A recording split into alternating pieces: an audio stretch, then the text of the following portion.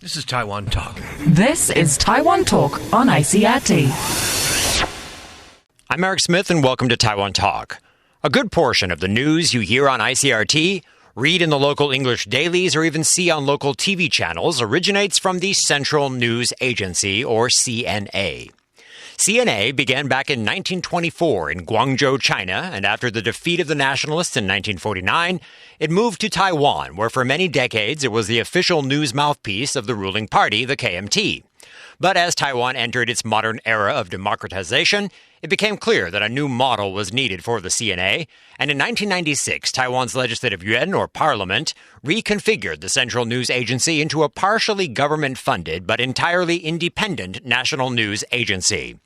Today, some 400 reporters, translators, and staff write and compile news, sports, business, and other info from Taiwan and put it on the wires in English, Chinese, Spanish, and Japanese. I recently sat down with the CNA's Associate Editor-in-Chief of the News Department, Mr. Bear Lee, who told me a bit more about the Central News Agency. It was controlled by the Kuomintang until 1996, when the legislature passed a statute to transform CNA into the national news agency of this country. I see. Yes. Yeah. So currently we are government funded, but operate independently.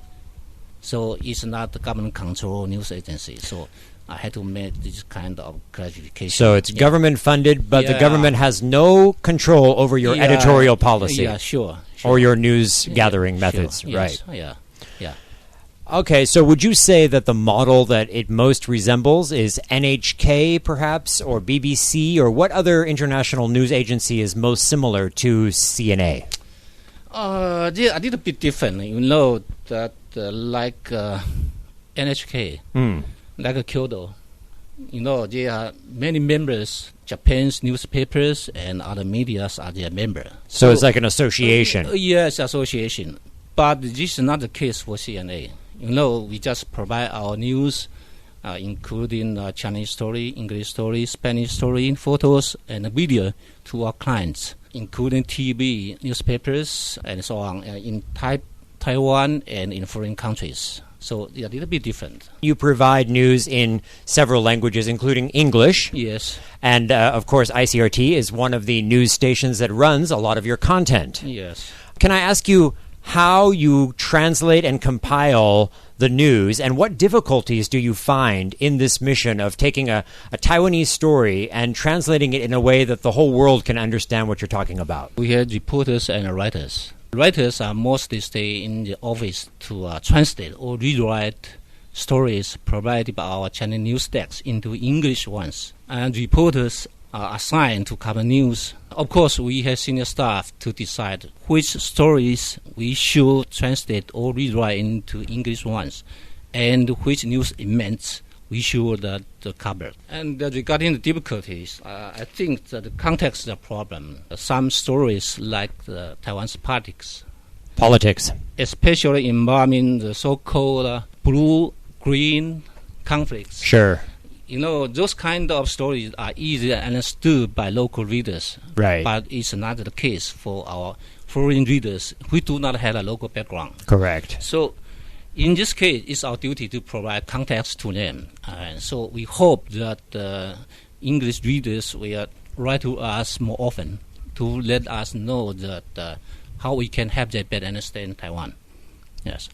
So it's basically about providing the right context. Yes. Thanks for tuning in. I'm Eric Smith. When we return tomorrow, I'll ask Mr. Lee how the CNA can act as a neutral organization when it's partially funded by the government. This is Taiwan Talk. This is Taiwan Talk on ICRT. I'm Eric Smith, and thanks for joining me on Taiwan Talk. Today I'm continuing a chat with Mr. Bear Lee, who serves as the Associate Editor-in-Chief of the News Department for Taiwan's Central News Agency, or CNA, this country's official news agency that, while partially funded by the government, is an independent organization. I asked Mr. Lee about the possibility of bias.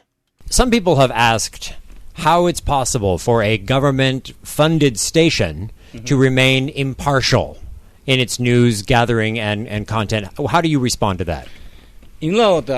Actually, that is a challenging for us. Around 50% of the operating budget is from the government. So we are under supervision of the legislature. Because of these mechanisms, the CNA must make sure it's always professional neutral. There have always been lawmakers of the ruling and opposition parties, and no one can please either one. Sure. CNA. So Sure. Otherwise, we may run into troubles with our budget cut or even cancel in the legislatures. So that also reminds us to keep ourselves neutral and professional.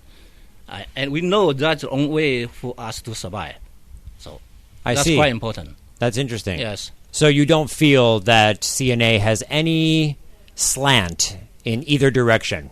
Actually, I don't worry about that. Okay. Why not? Yeah.